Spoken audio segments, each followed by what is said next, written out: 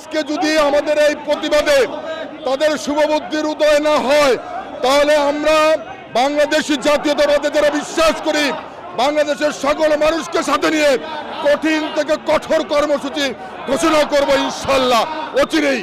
ভারতীয় মিডিয়া মিথ্যা অপপ্রচার করছে, আমরা এর প্রতিবাদী। আজকে এই প্রতিবাদী পদযাত্রা এবং স্মারকলিপি প্রদান করব ভারতীয় হাই কমিশনে। বাংলাদেশ আজকে স্বাস্থ্য খাতে স্বয়ংসম্পূর্ণ, অতএব বিশ্বাস করি বাংলাদেশের মানুষের চিকিৎসা হবে, ভারতে যাওয়ার কোনো প্রয়োজন নাই। আপনারা জানেন আমাদের সহকারী হাই কমিশন আগরতলায় ভারতের হিন্দুবাদী কট্টর হিন্দুবাদীরা আক্রমণ করেছে, আমাদের পতাকাকে অবমাননা করেছে। বাংলাদেশ একটি যুদ্ধ করে একটি রাষ্ট্র পেয়েছে, নাম বাংলাদেশ। এই বাংলাদেশ হচ্ছে আমরা যারা ভূখণ্ডে বাস করি সবাই বাংলাদেশি। আমাদের মধ্যে হিন্দু, মধ্যে মুসলিম, বৌদ্ধ, খ্রিস্টান, আমাদের মধ্যে সম্প্রীতির বন্ধন রয়েছে, আমাদের ভ্রাতৃত্বের বন্ধন রয়েছে। অতএব ষড়যন্ত্র হচ্ছে যে আমরা সংখ্যালঘুদের উপর নির্যাতন করছি। ভারতীয় মিডিয়া মিথ্যা অপপ্রচার করছে, আমরা এর প্রতিবাদী। আজকে এই প্রতিবাদী পদযাত্রা এবং স্মারকলিপি প্রদান করব ভারতীয় হাই কমিশনে। মনে করি এটার মধ্য দিয়ে ভারতের শুভবুদ্ধির উদয় হবে এবং ভারত বাংলাদেশের পাশের রাষ্ট্র হিসাবে আমাদের সাথে বন্ধুত্ব সুলভ আচরণ করবে, এটাই আমরা প্রত্যাশা করি।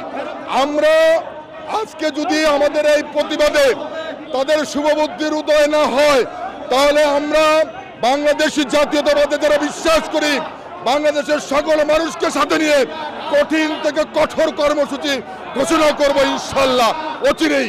বাংলাদেশে এখন বাংলাদেশ অনেক উন্নত, এখানে আমাদের অনেক প্রখ্যাত চিকিৎসক রয়েছে, বিশেষজ্ঞ চিকিৎসক রয়েছে।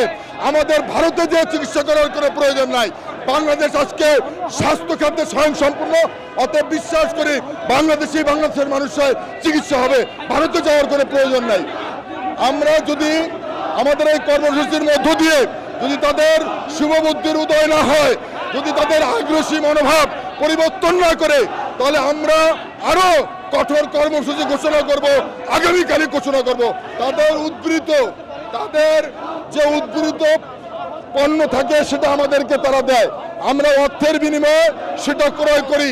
ভারত যদি আমাদেরকে বন্ধুসুলভ আচরণ করে এগুলো দিতে তারা অপারগতা প্রকাশ করে, আমরা বিকল্প ব্যবস্থা করে আমাদের যে চাহিদা রয়েছে সেটা আমরা মেটাবো ইনশাল্লাহ।